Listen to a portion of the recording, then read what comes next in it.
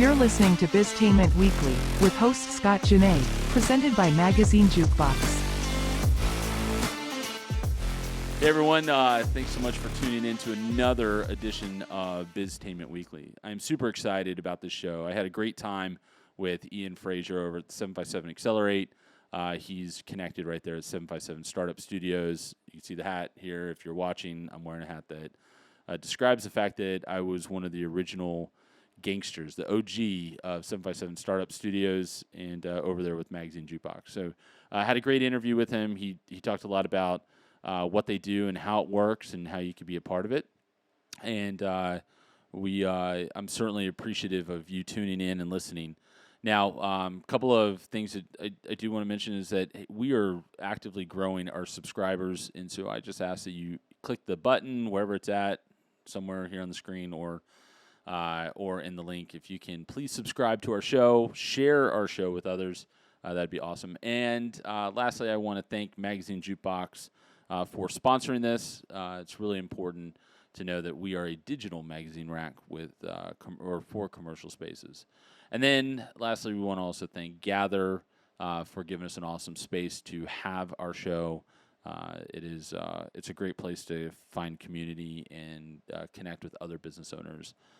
So great show. Look forward to more and more interviews coming down. We are booked, and we are back up, and we are live-ish. Not really. We're never live. Anyways, welcome to Biztainment Weekly. All right, what's up, everybody? Welcome back, Biztainment Weekly, where we are your go-to podcast. I was about to say podcast.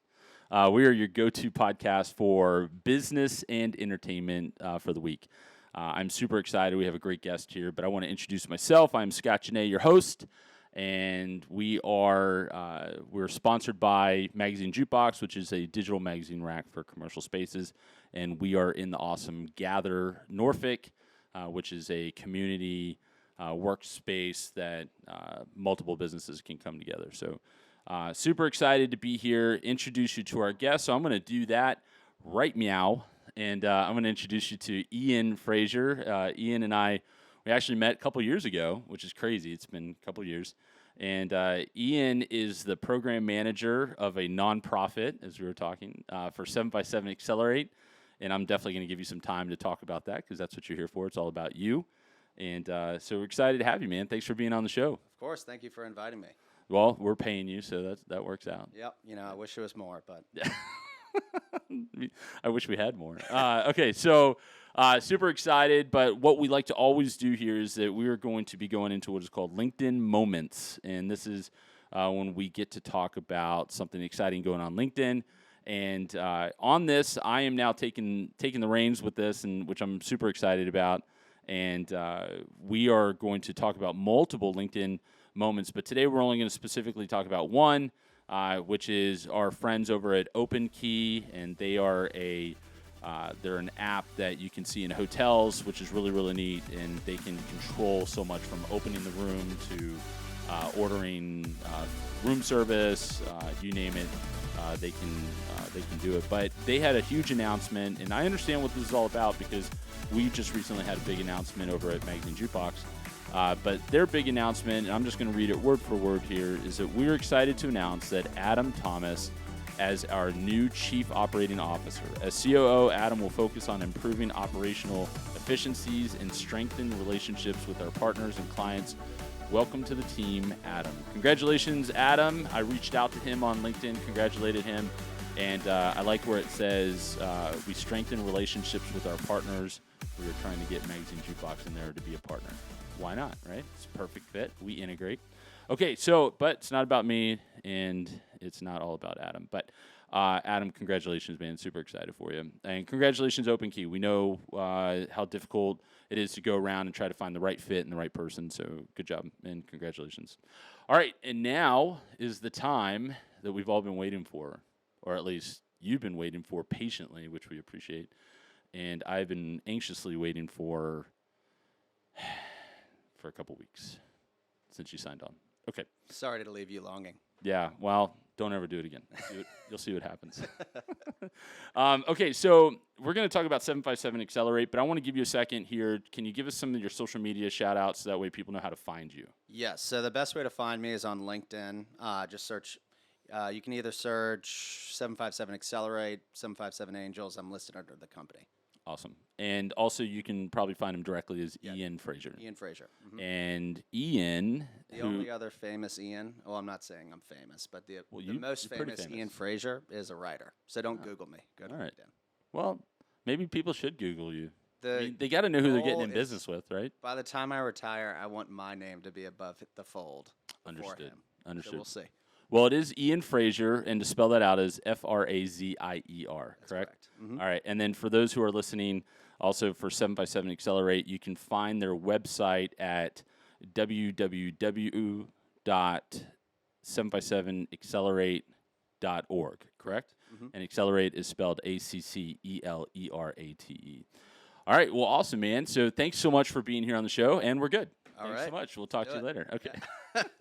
All right, so I'm just going to give a little bit of backdrop on this because I think it's important. But when you and I first met, we were just coming out with the idea of Magazine Jukebox.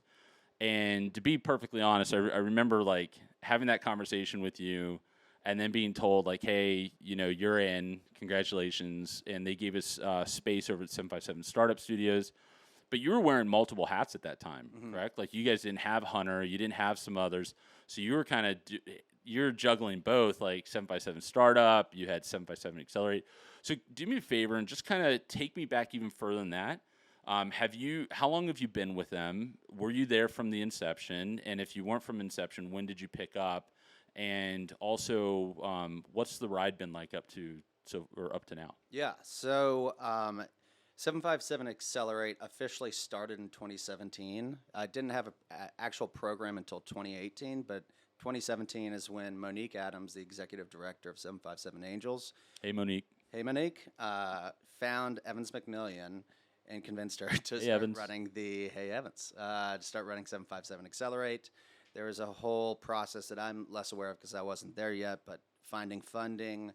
They eventually started from a federal EDA grant where they had to raise one-to-one match. They raised about $500,000 to unlock $500,000 of federal funding for 3 years. So that's how we were funded for the first 3 years of 757 Accelerate. I interviewed on my birthday, August 7th, 2018. Did you give him like pressure when you did that? Be like, look, if you don't hire me, I didn't let them know. today's man, I totally would have played that card. Yeah, I would have. well, actually, maybe I did because I wanted to only for the purpose of letting them know that I'm making an effort. Like I want to be here right now. Right. I'm not saying can we do it another day because it's my birthday. Right. But at the time, I had been working on a project with a friend of mine for my senior year of college. I graduated in 2018 as well. Throughout the following summer, I was trying to put together an emerging market fund focused on the public cannabis industry in Canada as it was becoming recreationally legalized for a few high net worth individuals. Long story short, we ran out of money and time, and I realized in hindsight, it was a little bit naive of, how we thought we were going to be able to do it in the timeline that we thought was even feasible. So I left that a little bit diminished. I felt like beaten down a little bit because we did work extremely hard. It just didn't work out. But I was lucky enough to know Monique Adams as a family friend. She invited me to interview for the position. And I saw it as an opportunity to learn more about what makes it I knew that there was so much to running and growing a business besides the core function of it. So we could do the trading, but we couldn't do the back office accounting as well as the legal expertise, blah, blah, blah. And that's what I needed to learn as well as the soft skills that are involved as well. So I interviewed on my birthday, got the call the following Friday, I believe, from Evan saying, do you want made you wait, to start? And she said, when can you start? I said, Monday. She's like, okay, good. But how about Wednesday? I said, perfect, let's do it. And started Wednesday.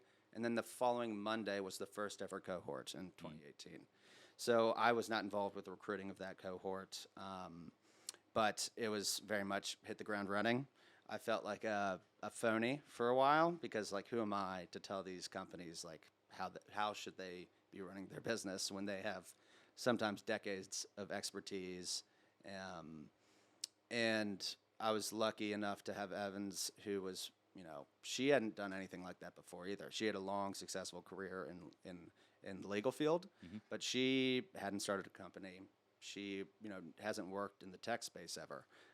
But her sort of ethos was, as long as we're moving the needle and we're being helpful and we're a connector, we're doing a good job. And we'll reassess at the end of this and try to make it better next year. So fast forward 3 years after we completed our third cohort, going into 2021, that's when we were in the process of applying to a Go Virginia grant because our 3 years of funding was over. We also were implementing. How close did that get? Like, it got really. Yeah, I was gonna say how close. Really Because if close. I remember, I mean, it was pretty incredible. I got in trouble too. I think you or someone messaged me, said take it down. It's not public yet, or something like that. Yeah, But- because we were in the office. and I didn't know. I mean, I had no idea. So I mean, I took it down immediately. But So we originally were hoping to get awarded the grant in either December 2020 or January of 2021. We got deferred for the next round of acceptance, which was in June of 2021. And so we were already in the studios by then. Like, studios was created, the space was, we were in there. And if we didn't get that grant, we would have either had to, just close up shop or really scramble for another grant to at least pay for a year and give us a little bit more runway to figure out like the next funding path. right. So we got super lucky. And yeah, I remember that day when we were like, "Oh my God, we did it!" Heck Yeah. yeah, because we were nervous. But yeah. So, but you were talking about when we first met. Yeah, Hunter came maybe a month after. Right. And Hunter Walsh, by the way, he's the program manager of 757 Startup Studios. I don't know how he does what he does because he has 30 companies to sort of interface with, and I have max 9, so I can't even imagine like that. But yeah, so I did sort of the standard recruiting for that I normally do for the accelerator program, but for the studios, and it was weird because we have a different range of companies. There's earlier. Some people might even have a full-time job. So how can what's appropriate for time commitments for somebody that can't I remember commit that. to this Yeah. yet? I mean, being part of the OG, as I like to call it, we there were some things that I certainly saw, the commitment, the time commitment that some were devoting to it, but you guys kind of had to figure out a lot of stuff on the fly. Mm-hmm. Yeah, it was interesting, but that's also the fun part. Right. And just to try to give some clarity, the difference between the different entities that I work for. So there's an overarching entity called 757 Collab that incorporates 3 different entities underneath. One is 757 Angels. It's a angel investing network that has a Virginia investment thesis. The majority of those angels are in Hampton Roads, and it's more than 130 mentors at this time, and over 90, I think it's over 90 million invested since 2015. Wow. 757 Accelerate, which is where I spend the majority of my time, is a standard accelerator program, which is a 12-week mentor-driven program where we try to fill in all the holes in a company's business model so they become an appealing investment by the end of the program, where we go on a 5-city investor roadshow. And then there's 757 Startup Studios, which is more of an incubator model where they offer a similar program that the accelerator does, but it's slightly less intense, and they also see a wider range of companies. So they might have companies that are fully accelerator ready, but they also might have companies that are in ideation, and they also might have Main Street type businesses, the type of business that won't, they don't raise money from venture capitalists. They might be like a barbershop type company or whatever. But and that they have about. Have you guys had a barbershop type company in there? No. Okay. No. I'm just saying you may want to. We want to maybe. put that out there that maybe someone needs to step up Yeah, it's their an barbershop. open market. We haven't. Yeah, we haven't. we've created a new innovative way Yeah. to cut hair Mhm. by using lasers. by using lasers. By the way, don't move. It's horribly capitally intensive. And slightly dangerous, hard to insure. Never found any profit in this, but it is cool. So then 757 Startup Studios, and so they all operate underneath the 757 CoLab umbrella. Right, makes sense. So, and having experienced some of this, not all of it, Magazine Jukebox did not go through the Accelerate, and we also did not get funding from 757 Angels, but we did get to experience the 757 Startup Studios. And that was also extended. They originally give 6 months, and then it was extended to 1 year, which we certainly were very appreciative for, especially with all the connections that you make. And I think a lot of our listeners and viewers need to understand that, one of the biggest assets of what you all do is helping also bring connections to businesses that are starting up. And so because while I had experience with understanding how to run a business, not everybody does. Mm-hmm. And you hear some really big dreams and some real big ambition, and in the back of my head I'm sitting there going like, oh boy. Yeah. Like you aren't even on like the ground floor yet. Like right. you've got to dig yourself up to the ground floor before something that big. So when you're interviewing a lot of these people, so back in the day you were interviewing me, now Hunter does that. Mm-hmm. But how hard is it to, and I know that you do this now with the Accelerate too, but how hard is it when you see like some really good ideas but they got kind of beat by other really good ideas, or they didn't quite fit that mold that you needed? How hard is that, how hard is that on you individually, and how hard is that collectively as a company? Because, you don't want to turn away, anyone, but you have to, because you just don't have the space or the money. Yeah, I mean, it is very hard. It's one of the harder parts of the job, especially because, I really care about helping these guys. Like, it's almost less about the company for me and more about the founder.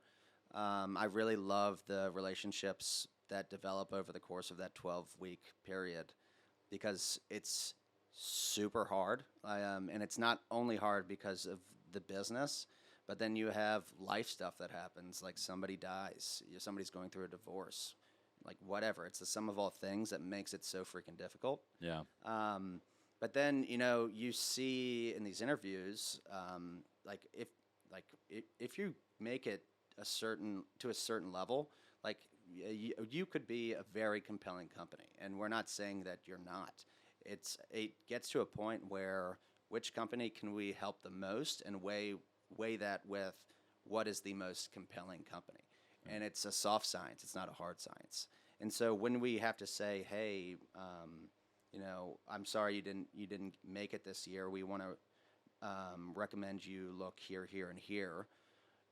It's a weird little dance you have to make, because you don't want it to sound like a consolation, or you're saying, sorry, we'll see you later. We really want to say, there's a ton of different variables, and it just didn't line up this time, but there are resources around us that can move the needle for you, and all you need to do is continue to get better. Right. Like, that's why you applied. That's the bottom line, the thing that needs to happen.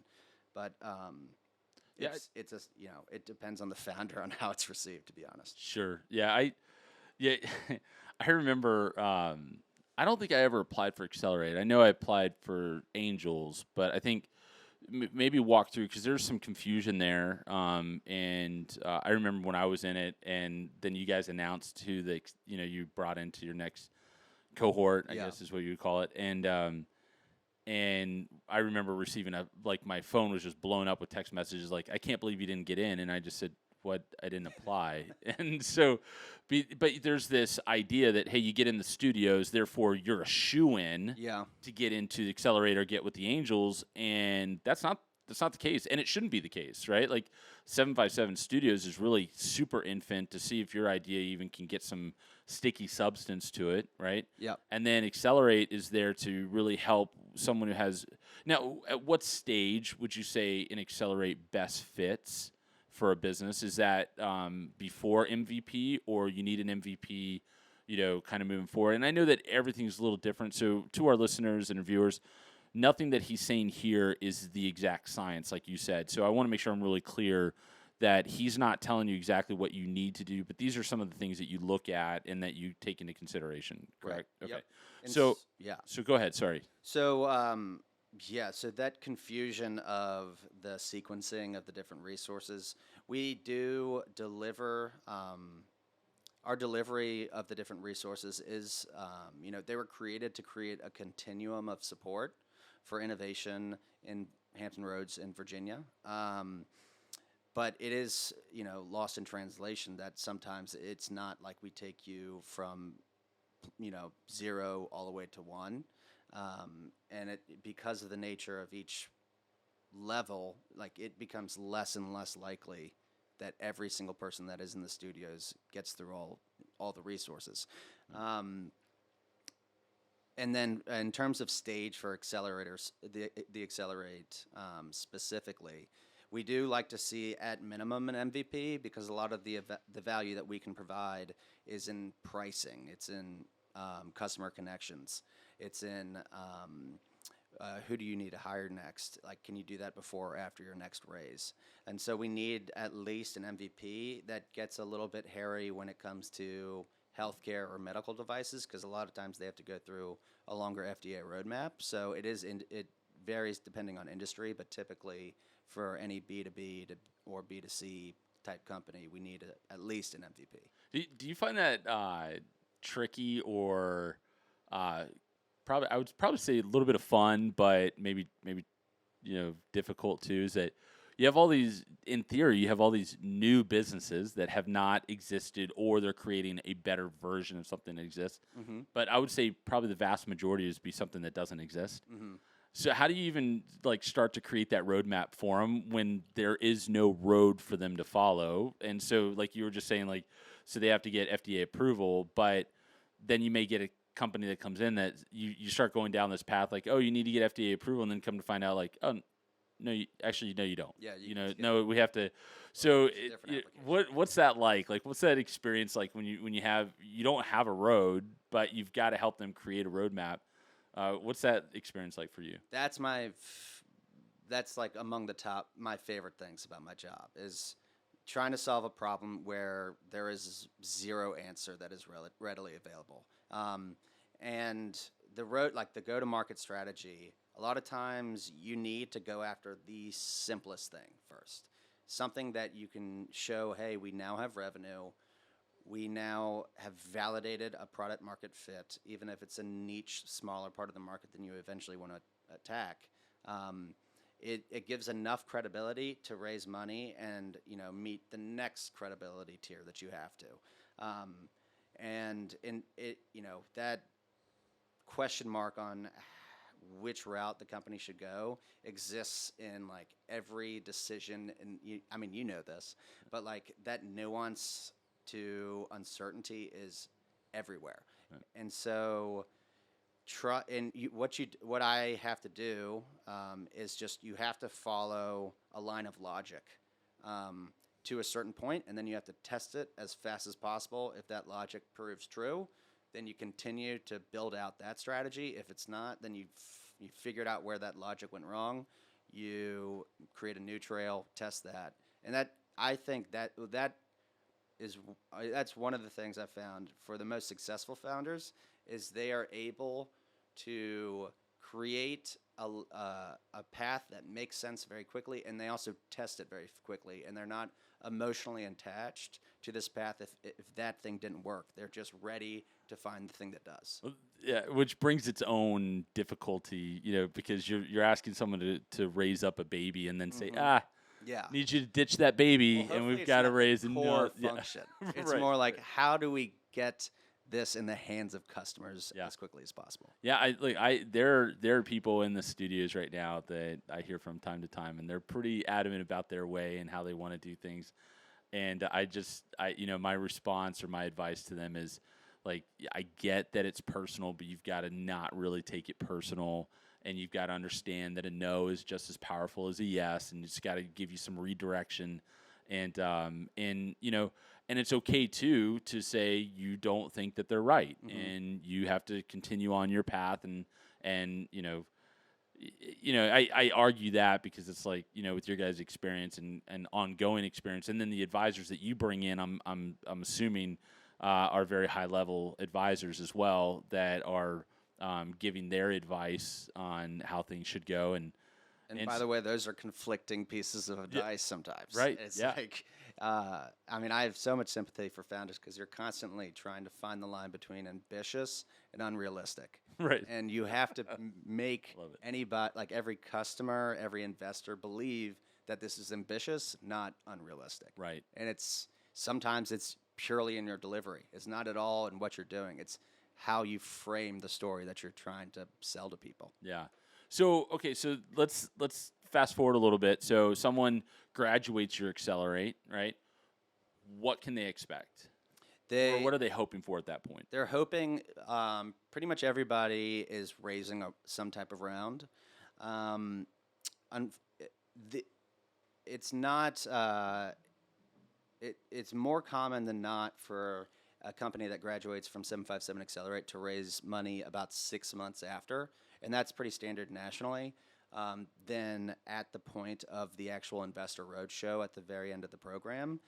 You just brought that up. We got to bring that up because the investor roadshow, I love it, and I also think it's absolutely hilarious. Okay. So it's like, so the first time I didn't experience it, but I watched you guys.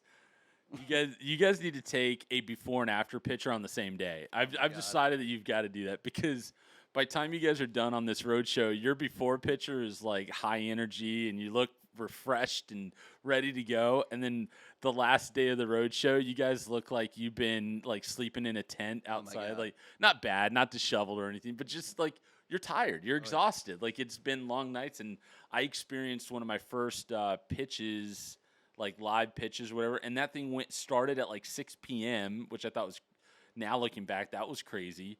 And then it went all the way until like almost 10 o'clock at night. And it's like, so I'm assuming that's kind of what you guys went through. And then you got to get up in the morning, get on the road, and go to the next place. Yeah, and this founder wants to update his deck because this slide didn't land as well as he thought, and blah blah blah. Or I need it in a PowerPoint format, not a PDF, because it presents better, and we're all figuring out this on the bus. But it's also, the whole program. That's when I'm in the office till late, and there's nothing. I barely have a life outside of work. Right. My friends are like, "You don't make enough to do this," Yeah. and I'm like, I'm obligated. But yeah, it's definitely that's the last mile of the marathon there, and I don't look presentable in the slightest. I'm glad I'm not. You do at the beginning. It's at the end. I don't even know about that, but thank you. I think you guys need to make sure you take like a mini vacation before you go on that, and then set up a mini vacation afterwards. Like that's we you guys take the Thanksgiving week off right after. Right. You guys have got like I just think it's absolutely hilarious that you guys do that. But I think it's great. I mean, and you guys have had tremendous success with it, I believe, and at minimum, you're teaching these founders how to pitch, like, and get past that sense of nervousness when they're doing it. Okay, so look, I mean, as I kind of warned you before the show, or listeners, like this show can go on and on. So I know that there's a lot to discuss and really peel here. But what would be like one of the biggest things that you want to get across to listeners and viewers and founders and startups and maybe investors that are out there? What would you like to get across to them? And who would, I guess we always like to ask, like, who's the perfect client or person that you're looking for? What does that person look like? Well, a lot of the reasons why I think Accelerate and Collab, the two sort of founder-focusing entities are important is because it's not only the connections to mentors and investors that founders need, but it's also connections to other founders. I think nobody can really understand the difficulties that you're dealing with unless you are in a similar place, and it doesn't even matter if it's a similar company. It's similar problems a lot of the times, and being able to have a community that knows where you're coming from, maybe has seen a certain problem before, is paramount. And we are still sort of an early entrepreneurial ecosystem.